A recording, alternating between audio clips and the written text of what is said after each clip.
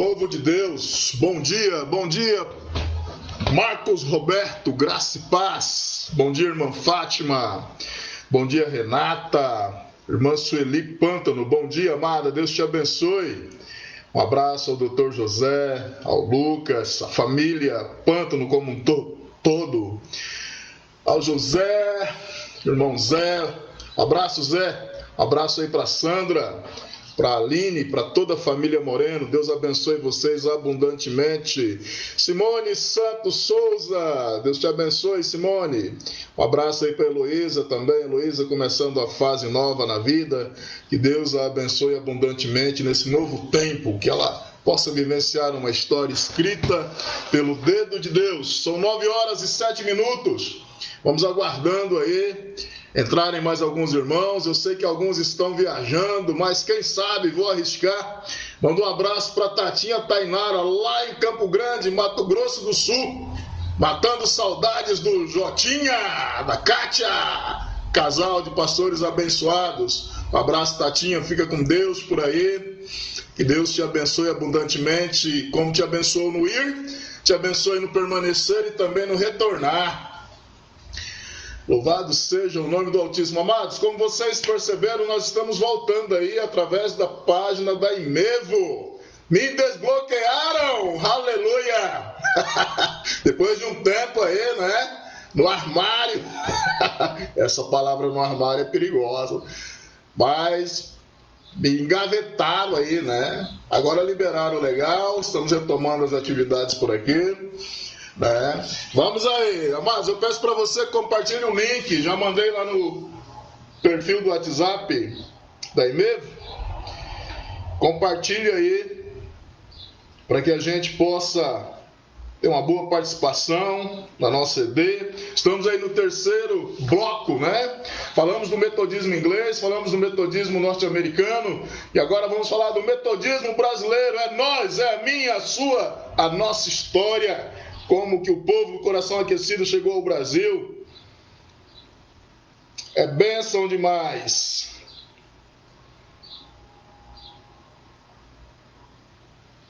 Cadê a irmã Jaqueline?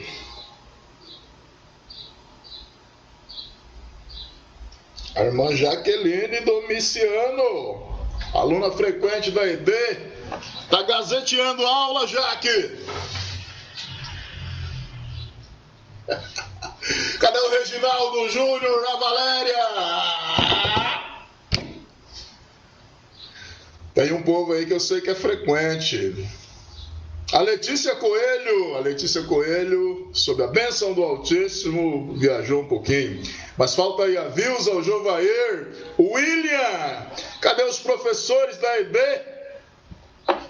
Povo de Deus maravilhoso, hoje à noite nós estamos retomando as nossas atividades presenciais, agora aí na faixa amarela, sob a responsabilidade do Senhor Deus, embaixo da permissão das autoridades constituídas, a Igreja Metodista em Votuporanga, hoje a partir das 19h30, em um culto de ceia do Senhor, retomamos as nossas atividades presenciais, obviamente que observando todas as regras do distanciamento, regras essas que envolvem o uso do álcool gel, espaçamento entre os bancos e, obviamente, eu, você, nós, usando máscaras.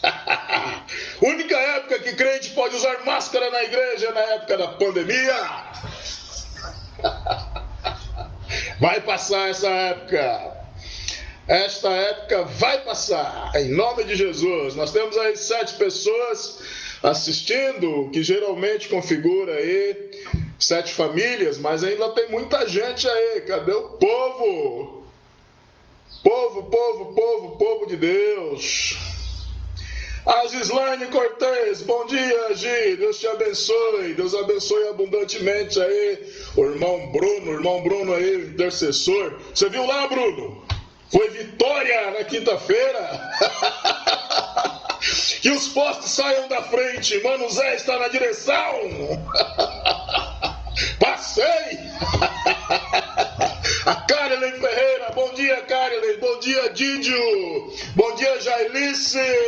Bom dia, Keila. Bom dia, Neto. Bom dia, toda a família aí na frente do monitor, participando da ID. Olha, a dona Jaque apareceu ali. Bom dia, Jaque. Bom dia, Jedson. Bom dia, os gatos e gatas.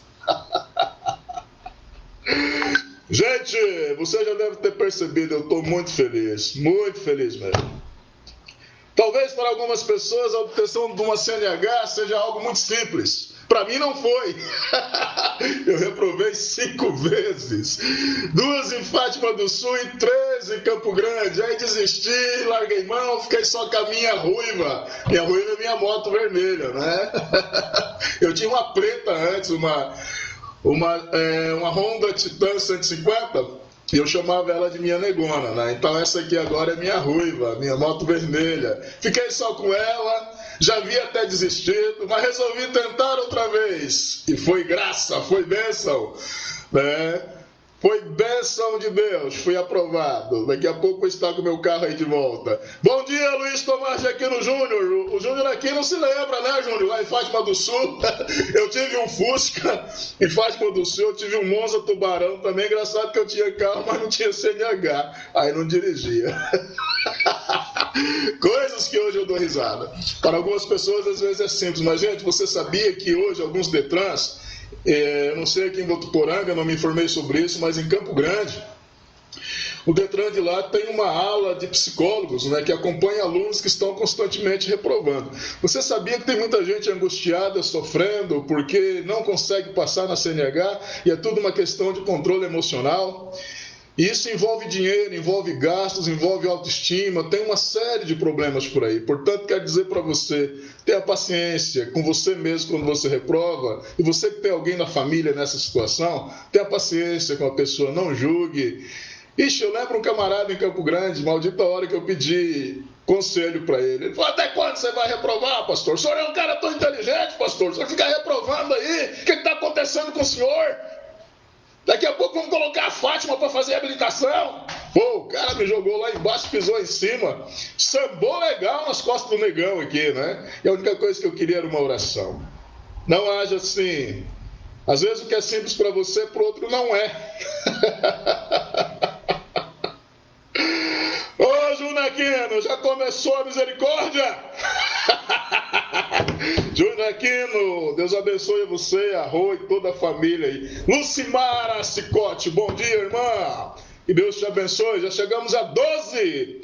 Daqui a pouco tem mais gente. Cadê o Edivaldo?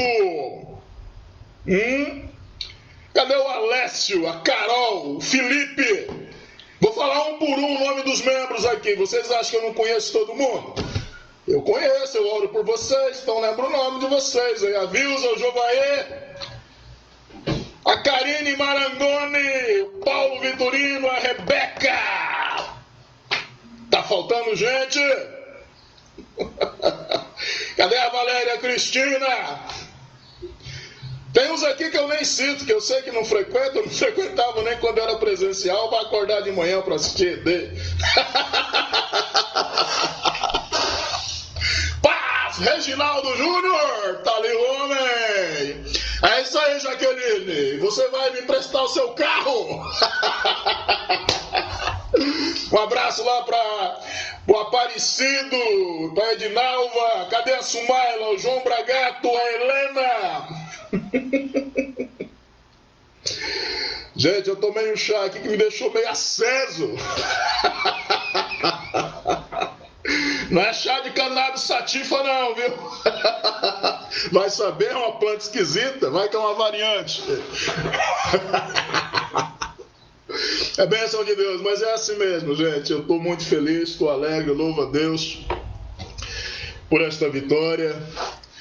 Eu precisava muito, somente agora, morando longe dos meus filhos e filhas, né, dos nossos netos, né? Quando eu falo meus, parece que a Fátima também não é mãe, né? Dos nossos filhos e filhas, netos e netas. Agora, estando em outro estado, eu preciso de carro para lá, né? E aí tinha que tirar a CNH, né? Talvez o meu menino Matheus leve a moto e traga o meu Palio. Vamos ver o que a gente faz aí nos próximos dias. Mas Deus que providenciou a CNH pode providenciar outro carro além do carro que Ele já me providenciou há alguns anos. Eu estou em paz, estou na bênção do Senhor. Já tem 15 pessoas. Oh, glória! Daqui a pouco nós entramos aí, nós vamos falar sobre o metodismo no Brasil. Você sabia que tem um ramo desviado do metodismo? O ramo desviado do metodismo se chama meu teu dízimo. Que piada infame. Ô Fátima, dá um café lá pra mim. Letícia, Júnior, Letícia Bueno, meu amigo, bom dia, graça e paz, Júnior. Que Deus abençoe você, que Deus abençoe a Letícia, que Deus abençoe aí abundantemente a vida de todos vocês. É tremendo. Paulo Conrado era o homem do Fusquinha Vermelho, que eu conheci logo quando cheguei na Metodista, lá na Cabeceira Alegre. E por falar em Metodista Cabeceira Alegre, quero mandar aqui um abraço aquecido para o pastor Aguinaldo Lemes, lá em Campo Grande. Tem nos acompanhado juntamente com a comunidade dele nessas aulas. Bendito seja o povo metodista espalhado pela face da terra. Vamos incendiar essa nação. Aleluia. Com muita fé e muito café. Vamos que vai. Vai que vamos. Presidente Prudente, um abraço aí, Júnior. Para o pastor Miltinho, no Novo Bom Giovanni. Para o pastor Paulo Amêndola, na Central de Presidente Prudente. Tem uma outra congregação também aí, uma vez eu preguei lá, eu me esqueci o nome, mas dá uma ajuda aí, Júnior.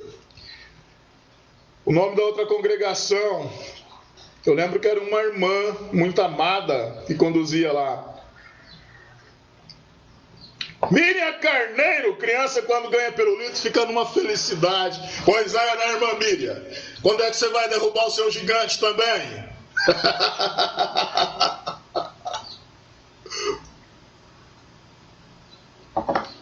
Eu tô igual aquela música, né? Do Fala Mansa.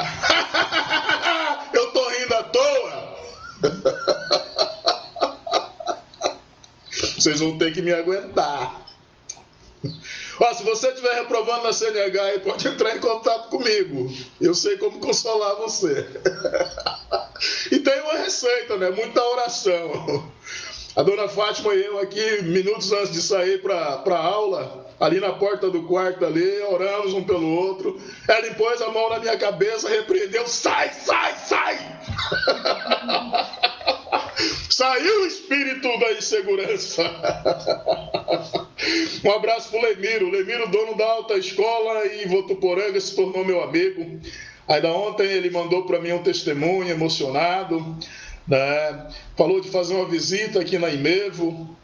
Hoje de manhã orei com ele novamente.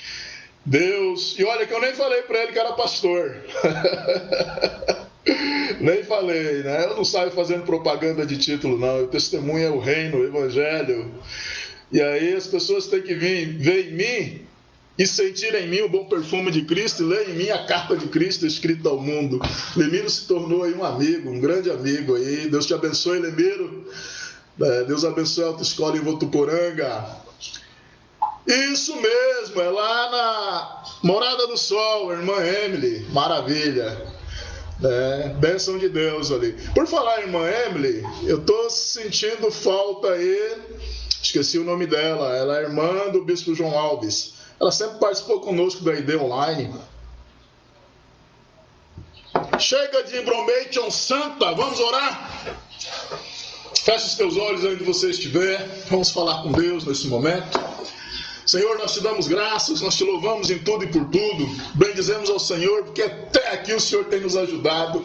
E cremos que o Senhor continuará nos ajudando a cada minuto, a cada hora, a cada dia, a cada semana. Em todo o tempo a tua boa mão será sobre nós. Peço a ti, ó Deus, que onde chegar essa transmissão, Chegue também, Senhor, a manifestar, Senhor, da Tua graça, da Tua misericórdia, Senhor. Que cada lar, Senhor, sintonizado conosco nessa manhã, esteja, Senhor, tomado pela presença e ação do Teu Espírito Santo. E que nós possamos, ó Senhor, crescer em conhecimento e graça diante do Senhor e diante da sociedade, Pai. Derrama sobre nós o Teu Espírito Santo, despertando em nós fome e sede de conhecimento. Mas que esse conhecimento não nos traga ufanismo, Senhor, mas que nós tenhamos em nós o mesmo sentimento que houve e que há em Cristo Jesus. Que mesmo sendo Deus, não se apegou a isso, antes se humilhou, esvaziando a si mesmo, tomando a forma de servo e sendo obediente até a morte e morte de cruz. Para que ao nome de Jesus, Ele que foi exaltado pelo Senhor, todo o joelho se dobre, tanto no céu, como na terra, como embaixo da terra, e toda língua confesse para a glória de Deus Pai que Jesus Cristo é o Senhor. Que esse seja, Senhor, a nossa motivação, proclamar o Teu nome, Pai.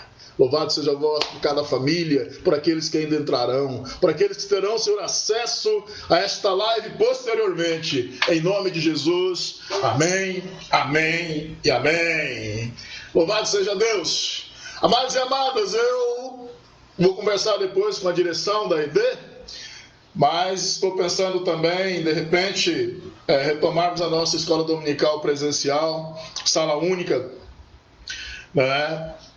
Não que vamos deixar de transmitir, mas estou com saudade de ver o rosto de vocês aí. Vamos orando. Depois vou conversar com ele, com o Edivaldo, a diretoria do Ministério de Ensino, sobre essa retomada aí. É bênção do Senhor. Nós vamos agora falar do metodismo no Brasil. Amados irmãos e irmãs, nós terminamos há 2 domingos o bloco que falou sobre o metodismo nos Estados Unidos, né? Nós aprendemos ali como foi a implantação do metodismo nos Estados Unidos a partir de discípulos de Wesley. Pega esse livro aí embaixo da Bíblia para mim. A partir dos discípulos de Wesley, nós conhecemos a história de Francis Asbury, o bispo da América. Quero novamente indicar esse livro aqui para você. O que Wesley foi em solo inglês, o que o Espírito Santo de Deus fez a partir de Wesley, Charles Wesley, Whitefield, e em solo inglês, Deus fez a partir da vida desse homem, Francis Asbury, em solo americano. Tá? Então, aqui já de início, anota aí, a origem do metodismo brasileiro é norte-americana. Norte-americana no sentido mais amplo, tá? Porque no sentido mais estrito é do sul dos Estados Unidos. E nós vamos falar sobre isso ao longo aqui da nossa ED Online, né? Que você possa aí aprender isso. Alane Ferreira, Deus te abençoe aí, Alane, seja bem-vinda. Você possa aí compreender, conhecer as nossas raízes. Marcus Garvey, um pan-africanista, ele declarou o seguinte: um povo que não conhece a sua história como árvore sem raízes. Pensando nisso no contexto teológico, eu acrescento o seguinte: um povo que não conhece a sua história como uma árvore sem raízes, qualquer vento de doutrina a derruba. Então nós precisamos conhecer a nossa história. Nós precisamos saber de onde viemos, por que viemos, onde estamos e para onde vamos. O hoje não existe sem o ontem, e não haverá amanhã sem o hoje. Ok? Então é precioso e preciso que saibamos quem somos, por que somos, de onde viemos, por que viemos, para onde vamos e o que faremos quando chegarmos lá. Eu amo a história da igreja. E amo em especial a história da minha igreja, a igreja metodista, com seus defeitos, suas dificuldades. Eu amo a igreja. Como dizia o bispo Adonias antes de ser eleito bispo, eu digo sempre: se me jogarem, se me chutarem pela porta da frente da igreja metodista, me expulsando dela, eu pulo pela janela. Eu amo essa igreja.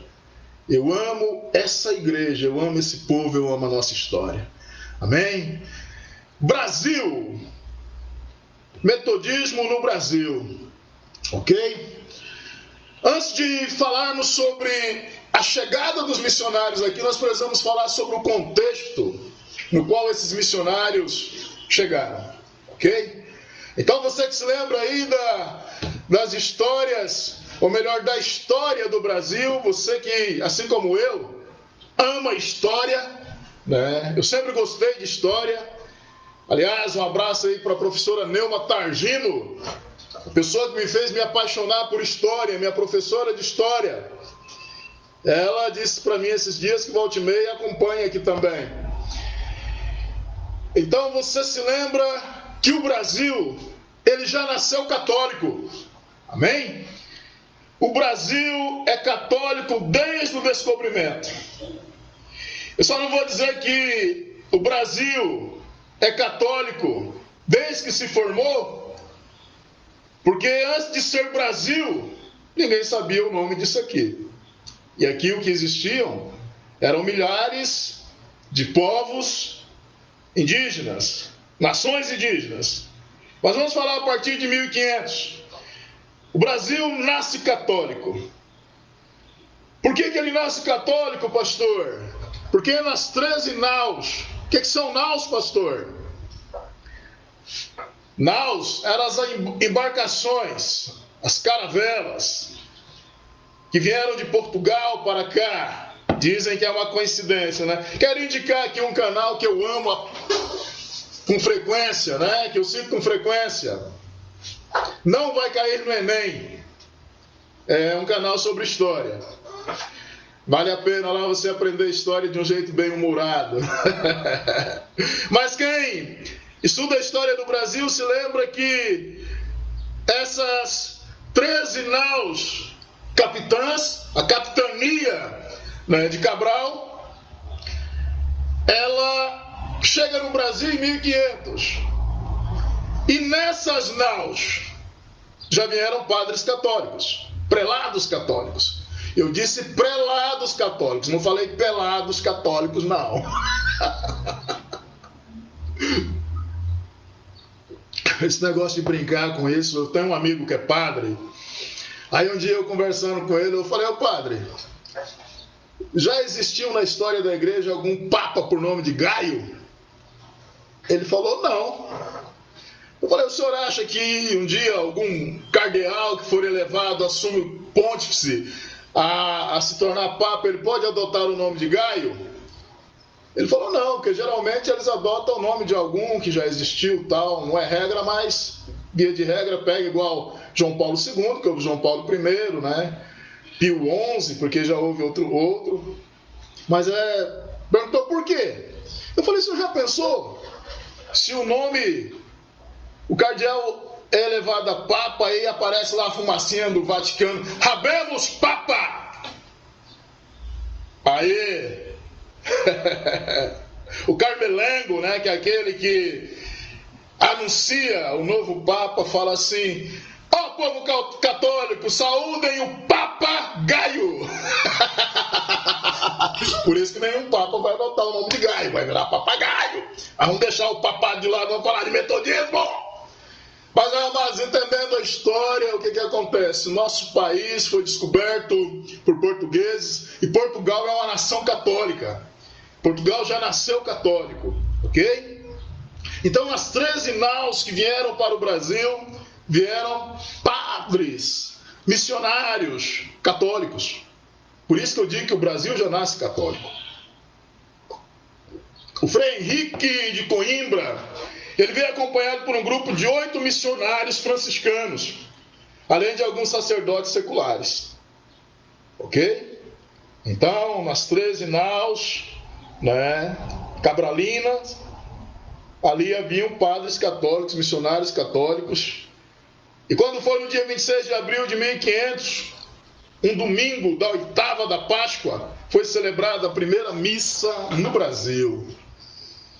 Você deve se lembrar das páginas dos livros de história, aquela foto, né? Um cruzeiro feito de madeira bruta, um altar improvisado e os índios ali em volta.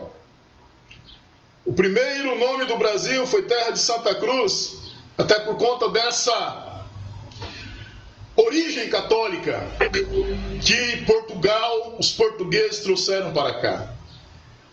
Então, a primeira celebração cristã que aconteceu no Brasil, a 26 de abril de 1500, foi no domingo da 8ª de Páscoa, celebrada por Frei Henrique de Coimbra. O primeiro templo da Igreja Católica no Brasil foi construído em 1503 em Porto Seguro. Ou seja, 3 anos depois da descoberta, entre aspas, nós podemos dizer descoberta entre aspas, porque não estava encoberta, aqui já havia pessoas, havia povos aqui vivendo, cada um do seu jeito, mas não era uma terra de ninguém. Esse negócio de descoberta aí é prosa. Aliás, antes de Portugal, um outro navegador espanhol, salvo engano, já havia descoberto o Brasil. Só que ele não patenteou, ele não registrou, então ele não entrou nos anais da história. O primeiro templo cristão construído no Brasil é edificado 3 anos depois, em Porto Seguro. Em Porto Seguro. O catolicismo que imperava no Brasil era um catolicismo doutrinariamente trentrista. Diga comigo, trentrista. Não é trem triste, não. Trentrista. Dá até para enrolar a língua. E se você ficar repetindo, você vai falar em línguas estranhas, que não é língua dos anjos. O que é trentrista? Tem a ver com o Concílio de Trento, ou Concílio da Contra-Reforma, que aconteceu em 1545 a 1563. Foi o concílio de reação da Igreja Católica Apostólica Romana à Reforma Luterana. O Concílio de Trento, ele condenou tudo aquilo que Lutero afirmou. Foi no Concílio de Trento que nós protestantes fomos, assim dizer, excomungados da Igreja Católica Apostólica Romana.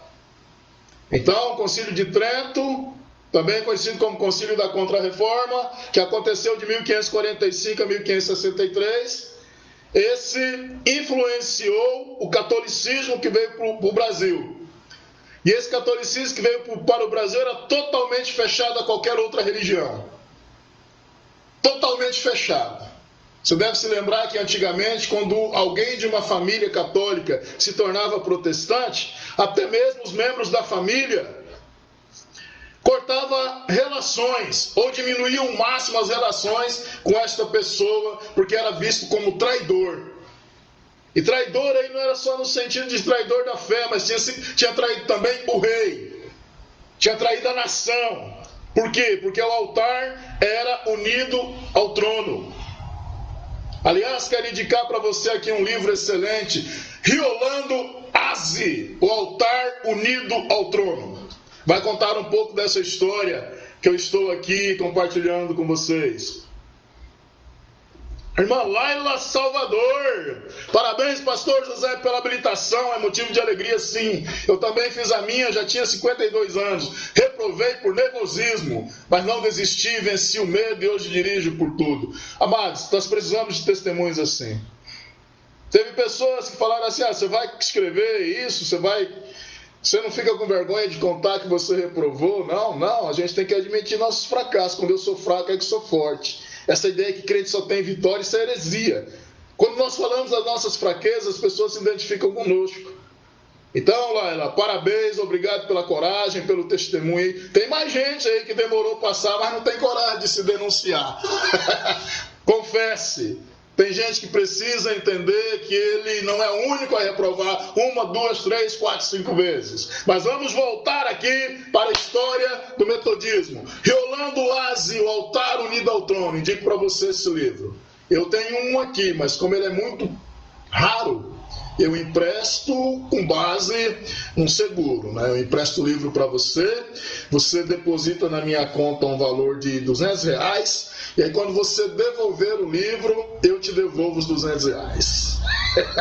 Estou fazendo assim agora, estou perdendo muito livro, tem livro que vai e não volta. Solange Coelho, bom dia Solange, graça e paz. Deus abençoe você, Solange, a Letícia Coelho e toda a família. Então, o altar era unido ao trono. O que quer dizer isso, pastor? Igreja Católica e rei entranhado. tá? Governo político e religioso, tudo junto. É isso que a gente está vendo agora aí no Brasil. Essa mistura de política e religião. Gente, isso nunca deu certo. Vocês vão ver lá na frente o que vai acontecer com a igreja. Por conta dessa partidarização da igreja. Politização partidária da igreja nunca deu certo desde Constantino, em 312 e 318. Bom dia, Karine Marangoni, Vitorino, um abraço. Então, meus amados e amadas, o Brasil já nasce católico, porque nas 13 naus vieram missionários, Frei Henrique de Coimbra e mais missionários franciscanos, vieram para o Brasil. Em 1503 foi construído o primeiro templo no Brasil, católico. Então o Brasil é católico desde o início, um catolicismo trentrista, influenciado pela doutrina de Trento, totalmente antiprotestante. Protestante é bode, protestante é o demônio, protestante é herege. Hoje nós convivemos numa boa com católicos, mas lá atrás a coisa não era assim não. A coisa era difícil. Deixar de ser católico era trair o rei e era também trair a família, a tradição da família. Quando se falava em igreja no Brasil, se vinha na mente das pessoas a igreja que se diz una, santa, católica, apostólica e romana. Já dei um estudo na igreja sobre esses 5 pilares. 4 nós encontramos na Bíblia. O 5º, no. Nós metodistas somos membros da Igreja Una, Santa, Católica e Apostólica.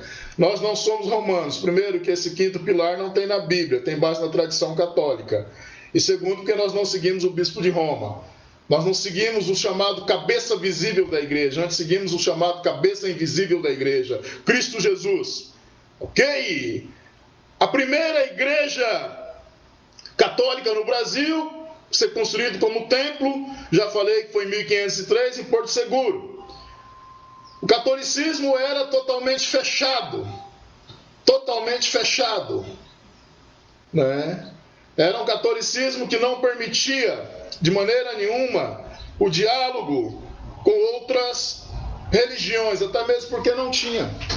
A Igreja Católica imperava em todos os lugares, com forte poder político. Bom dia, Rosemar Gonçalves Leal. Deus te abençoe, irmã Rosemar. Deus abençoe a você abundantemente. Seja bem-vinda.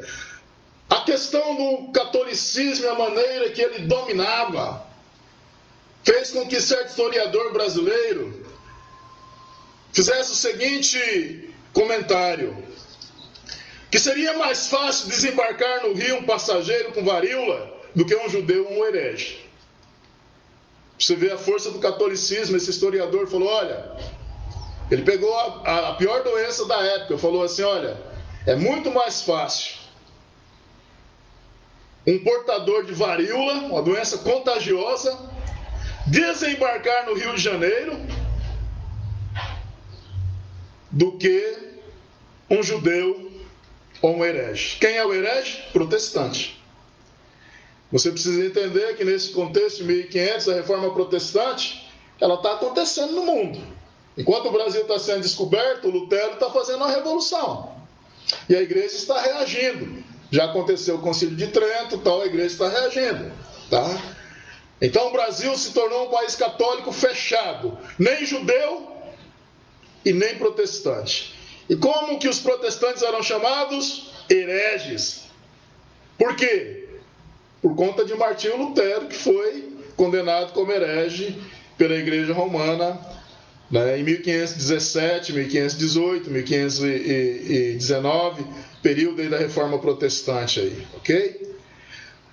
Alexander von Humboldt, um cientista alemão, explorador da América do Sul, foi proibido de entrar no Brasil, e ele disse que o Brasil era um jardim fechado, amuralhado, porque aqui não entrava ninguém de outra religião. A igreja era vigilante. Aí uma pergunta pode ter surgido na sua mente: por que nas caravelas cabralinas vieram padres católicos. Bom, primeiro que Portugal era católico. Mas nós temos que entender o seguinte, com a reforma protestante, a Igreja Católica ela perde boa parte, uma grande parte de território na Europa. Porque a reforma protestante começa a avançar a partir da Alemanha, vários principados alemães abraçaram o protestantismo, depois, logo em seguida, vem o calvinismo, a partir de Genebra. Então o protestantismo ele vai crescendo no hoje chamado Velho Continente, na Europa, e a Igreja Católica vai perdendo território e ela precisa recuperar territórios. E como é que ela vai recuperar territórios, uma vez que o protestantismo está avançando na Europa? Através das grandes navegações no chamado Novo Mundo. Então, América do Sul já vem para cá, tanto no Brasil, né, como em outras partes aqui que foram descobertos naquele período. E Portugal foi o cabeça, a maior nação que dominou os mares. Então, o catolicismo vai recuperar território nesses novos mundos. O Papa da época, ele enviava missionários já junto com os descobridores. Ok? Quando me converti, uma parte da minha família me viu dessa forma, uma traidora. É isso mesmo, Osemar. Ainda hoje, às vezes, acontece isso. Né? Somente cidades pequenas, onde o catolicismo é mais forte. Em cidades pequenas, quando alguém se converte ao Evangelho, a Cristo Jesus, a família, muitas vezes, parte para uma ruptura. Ok? Os primeiros protestantes que chegaram no Brasil, que vieram para o Brasil, foram chamados huguenotes. Eram holandeses.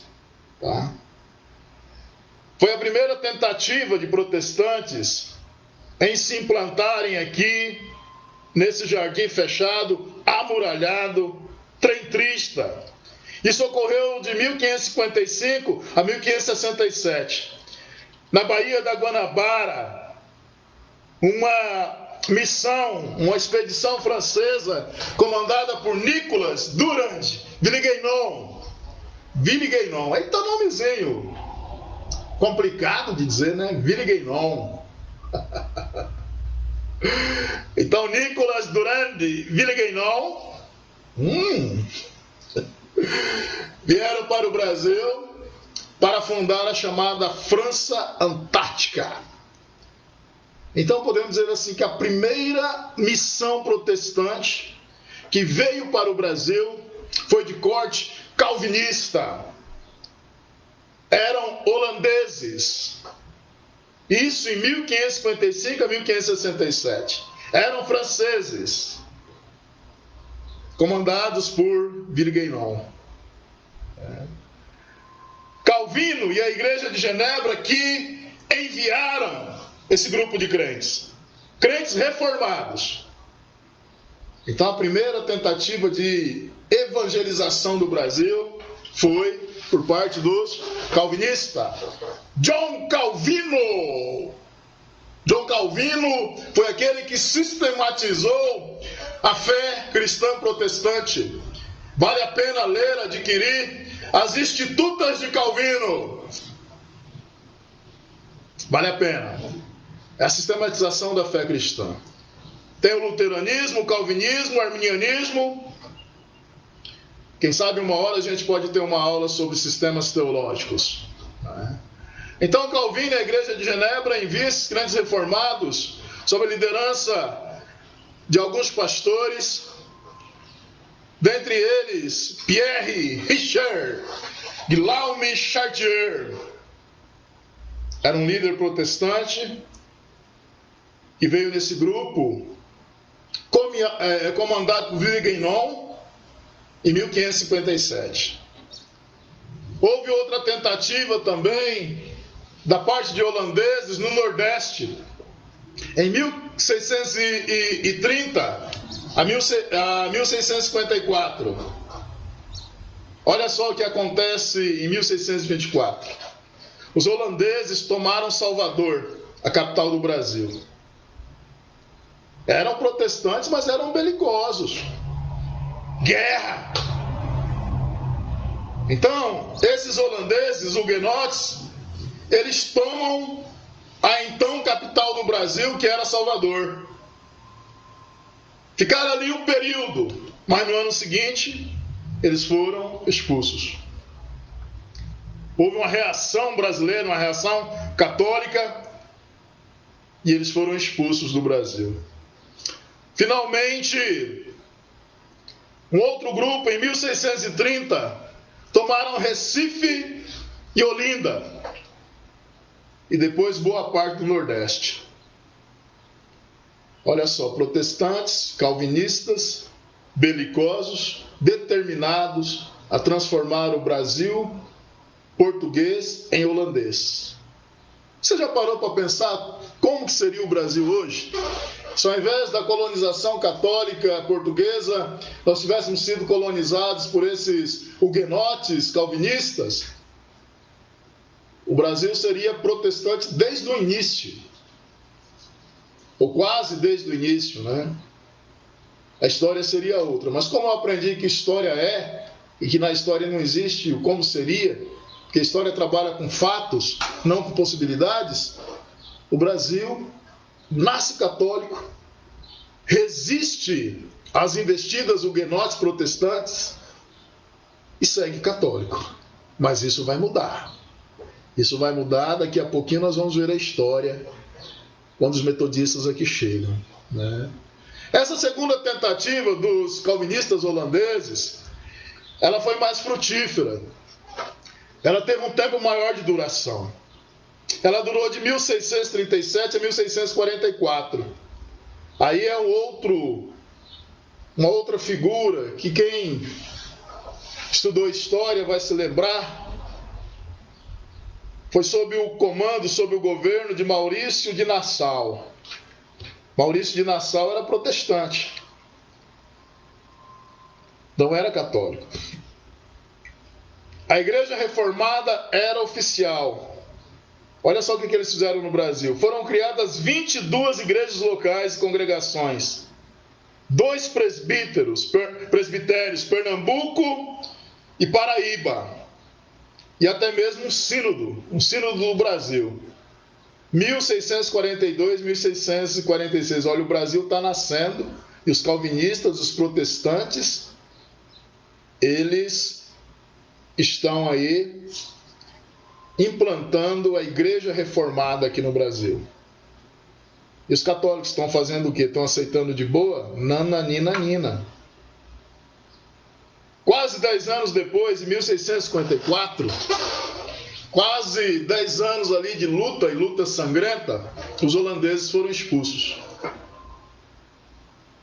O Brasil novamente volta a ser só católico, ter a sua hegemonia católica, e os huguenotes calvinistas holandeses, eles são expulsos e vão para o Caribe, e lá se estabelecem. Amém? Então, nessa primeira fase aí, o Brasil é descoberto por portugueses. Portugal é uma nação já católica, nasce católica,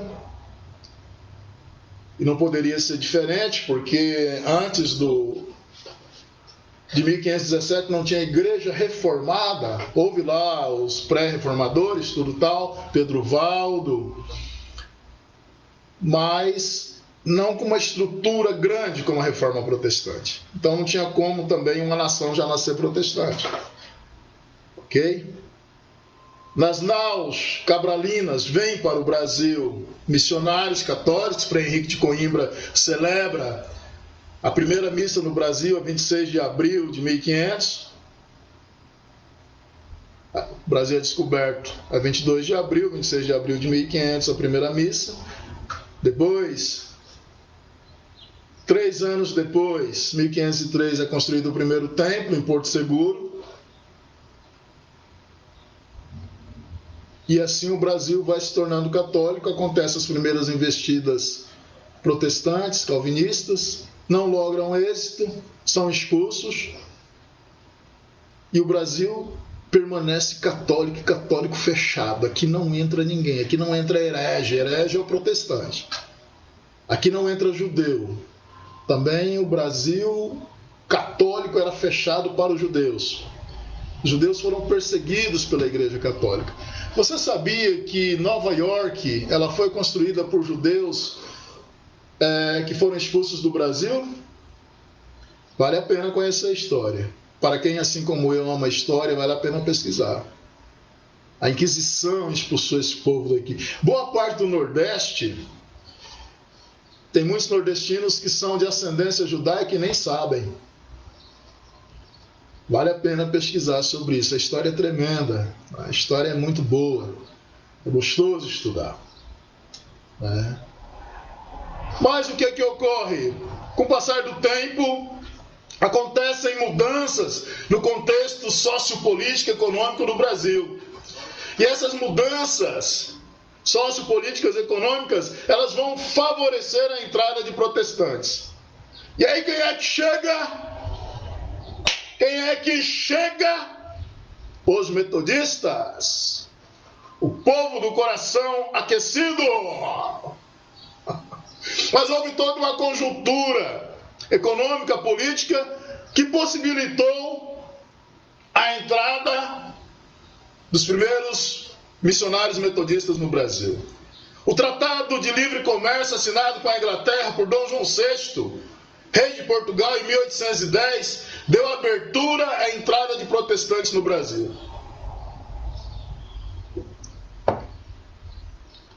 Então, a missão protestante ela dependeu de um contexto político. Foi preciso que antes houvesse um tratado de livre comércio assinado com a Inglaterra. A Inglaterra é protestante.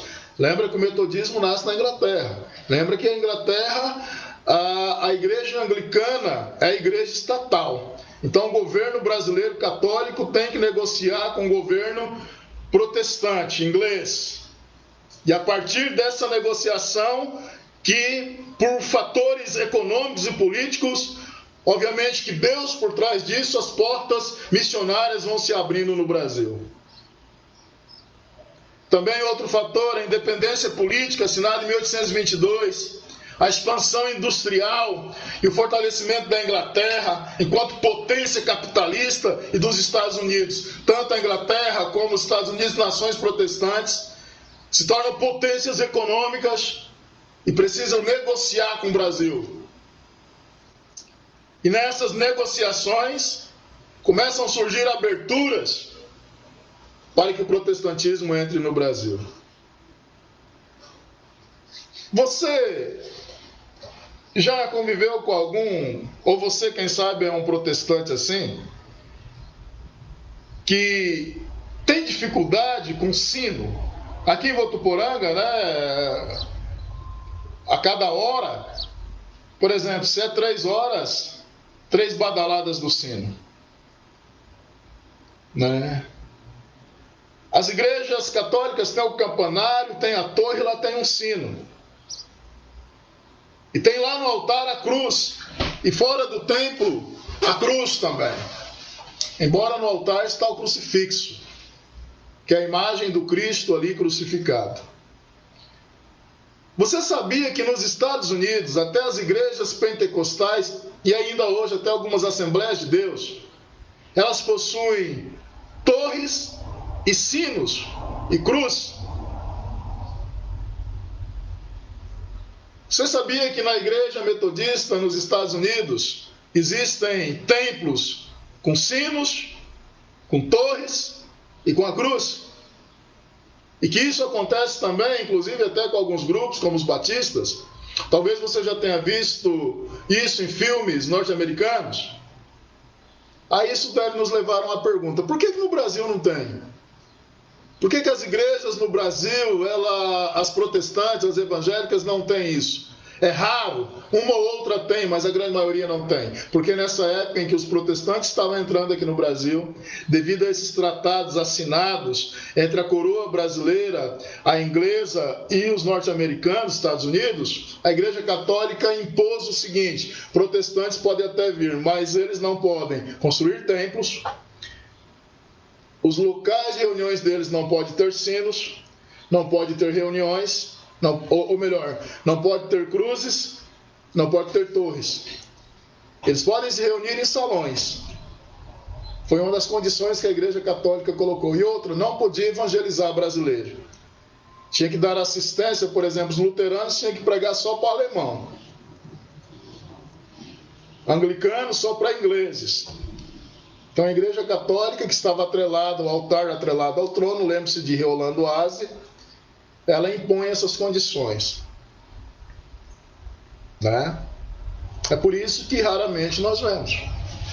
A Igreja Metodista Central em Piracicaba, depois você pesquise aí, até se alguém de repente puder ajudar fazendo uma pesquisa rápida aí, pesquisa aí no Google, imagens, Igreja Metodista Central em Piracicaba, onde está lá o nosso amado pastor Oswaldo e a reverenda Laurilene. Olha a foto do templo da Central de Piracicaba. Aquilo foi uma das exceções. E na época que aquele templo estava sendo construído, os católicos da época tentaram barrar a construção daquele templo. À primeira vista, você olha para aquele templo, você acha que ele é católico. Então é por isso que no Brasil, além de alguns crentes aí que hoje falam bobeira, né? Falam assim, você vai... Vamos supor que seu filho morresse numa cadeira elétrica, você iria adorar o instrumento onde seu filho morreu, onde já se viu ter cruz no templo. Quantas igrejas metodistas por aí que tiraram as cruzes do altar? Quanta ignorância, né? A cruz é um símbolo da fé cristã, ninguém está adorando o instrumento. A Bíblia, o apóstolo Paulo fala assim que ele decidiu anunciar a Cristo e Cristo crucificado. Ele falou assim que ele não se envergonhava da cruz de Cristo. Mas ele falava de alguns que se envergonhavam da cruz de Cristo. Então a cruz não é um ídolo para nós, é um símbolo da nossa fé.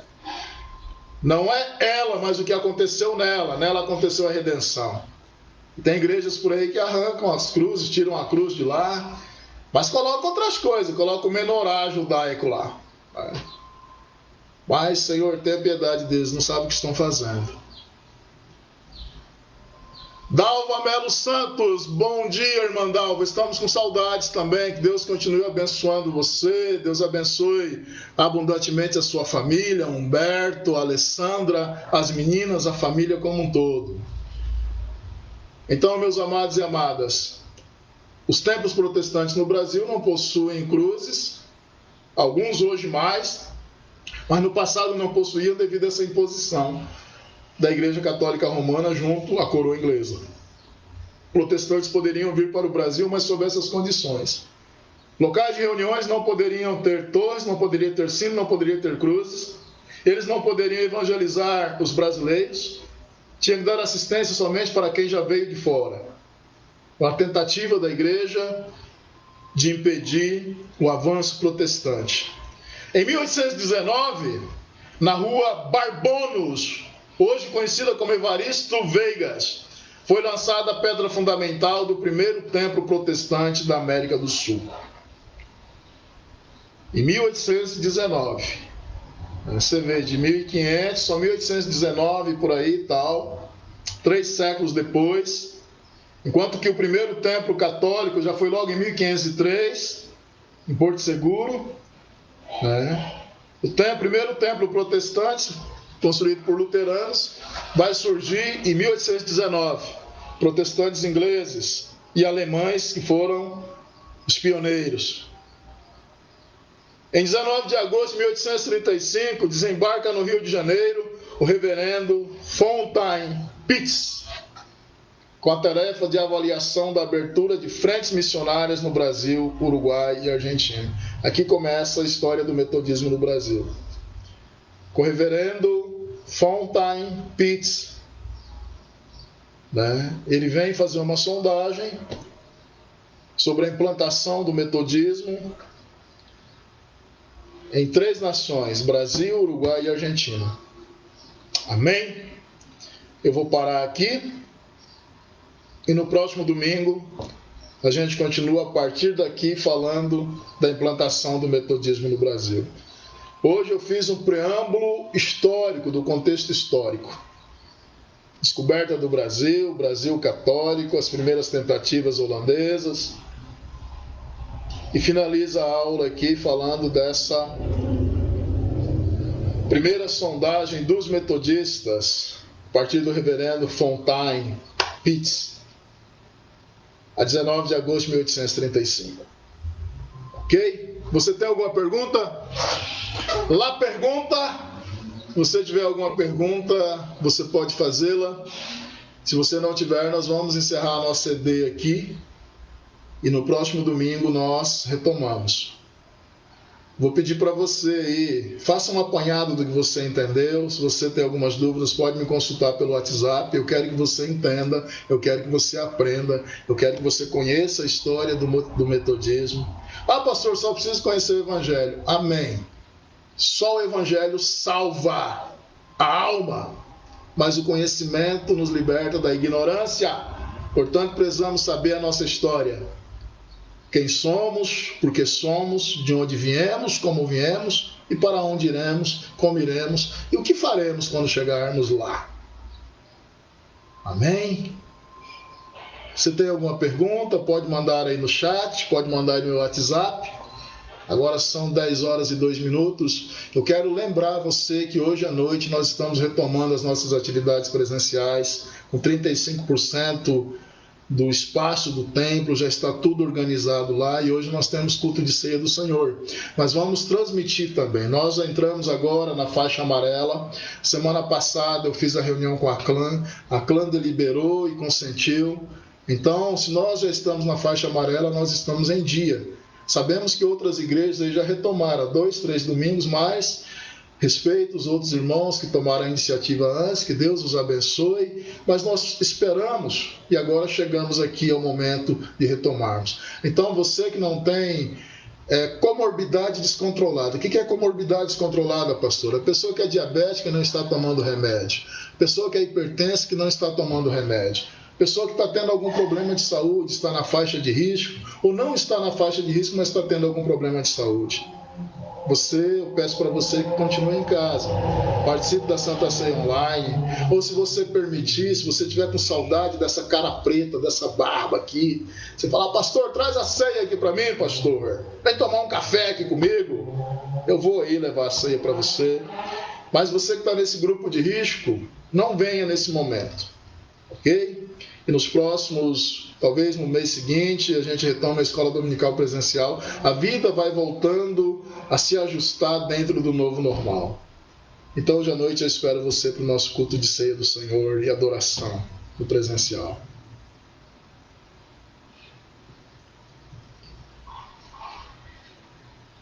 Olha aí, o Marcos Alberto, vamos ganhar certificado no final, pastor? Pela aula de história, sim? Olha, eu vou providenciar um certificado para quem participou, mas tem que mandar as tarefas. O Marcos Alberto, eu sei que ele está revendo as aulas anteriores. Então, quem mandar aí um resumo das aulas, vai ganhar um certificado aí. Amém? Amados, eu quero terminar pedindo oração por um amigo meu. Sabe aquele amigo mais chegado que o irmão? Daniel Ferreira. Daniel Ferreira é lá de Campo Grande. Daniel Ferreira foi minha ovelha. Nós trabalhávamos juntos com a população de rua. Trabalho Pão e Palavra. É uma pessoa muito próxima a mim. Ele é a Marilza Nunes, esposa dele. Daniel, há coisa de uns 4 meses, mandou uma mensagem para mim pedindo oração, porque foi diagnóstico alguns caroços, pequenos no intestino dele. E ele falou, não, está no início, vai ser tirado, tranquilo, e assim foi. Mas algo deu errado na cirurgia, Daniel precisou passar por outra cirurgia e tirar parte do intestino, parte do canal do reto. Daniel ficou 11 dias internado recentemente, muito fraco. Hoje de madrugada a esposa dele, Marilza, entrou em contato pedindo oração. Ele teve alta ontem, teve que voltar para o hospital e agora descobriram uma pneumonia, está com água nos pulmões e ele está internado. Então eu peço oração. Daniel é um amigo mais chegado que o irmão. como nós trabalhávamos com a população de rua, e lá tem também o pastor Pedro Henrique, alguém muito amigo meu, também um aluno meu, né? Eu faço assim com o Pedro um discipulado, a mentoria, assim como com o Daniel. E apesar de eles serem de outro ministério, a gente tem essa comunhão, essa mentoria. O que ocorreu? O Daniel, ele, em paz, ele decidiu deixar a igreja metodista e caminhar nesse trabalho, nesse ministério que cuida de dependentes químicos. O Daniel foi dependente químico no passado, o Daniel teve uma história de passagem pelo crime, se converteu na cadeia, é alguém que Deus tirou lá das trevas mesmo, que alguém resgatou lá das trevas, então ele tem uma forte identificação com essas pessoas nessas situações, né? Ele se identificou com aquele trabalho, doeu, né? Despedir ele, mas despedir em paz, entendendo que é o chamado de Deus. Então o Daniel hoje, pastor lá junto com Pedro Henrique, está nessa situação e eu peço orações. Daniel é para mim um amigo mais chegado que um irmão. Está muito mal mesmo e nós estamos pedindo a Deus que dê a ele recuperação, que dê a ele vidas. Eu creio no milagre. Se você crê, me ajude em oração. Daniel Ferreira é o nome dele. Marilza Nunes Ferreira é o nome da esposa dele. Vamos encerrar? Vamos encerrar aqui. Senhor, em nome de Jesus, Pai, eu quero dar-te graças nessa manhã. E quero encerrar pedindo, Senhor, pela saúde do Daniel, pela plena recuperação dele. Senhor, restaure a saúde dele, ó Deus. Toca, Senhor, no organismo dele, Pai. Restaura, Senhor, os pulmões, ó Deus. Cura, Senhor, dessa pneumonia. Enfim, Pai, coloca o teu filho de pé, teu servo de pé, Pai. Fortalece a irmã Marilza também, Pai. Fortalece, Senhor, a filha, o genro, a neta, Pai, a mãe do Daniel, a família que está, Senhor, apreensiva diante deste quadro. Nós oramos e colocamos tudo isso em Tuas mãos, Pai, dando-te graças por este domingo maravilhoso, Pai. E nos dê, Senhor, um bom almoço em família e que logo mais à noite, Pai, nós possamos nos reunir para adorar o Teu santo nome e participar do corpo e sangue do Senhor. Em nome de Jesus. Amém. Amados irmãos e irmãs, que Deus abençoe vocês. Eu peço, é muito importante isso para mim. Daniel é para mim um irmão, amigo mais chegado que irmão. Por amor a mim, ore por ele, Daniel Ferreira. Amém? Pela esposa dele, Marilza Nunes Ferreira. E você que é da casa, você que é metodista em Votuporanga, eu quero ver a tua face à noite, no nosso culto de ceia do Senhor. Coloque a sua máscara, tem álcool em gel, venha cultuar ao Senhor. A vida precisa voltar ao novo normal. Se está voltando ao novo normal em outras áreas, por que na adoração ao Senhor nós vamos continuar assim? Não é a comunhão, o estar no templo tão importante quanto ir no mercado e às vezes você vai, ir à loja às vezes você vai? Por que nós podemos correr riscos fazendo essas outras coisas, mas quando se trata de ir na casa de Deus, não, eu não vou. Vença seus temores, com responsabilidade. Com responsabilidade. Nós vamos seguir todas as regras, todas as normas, mas eu quero ver a tua face. Em nome de Jesus, que Deus te abençoe. Amém, amém e amém.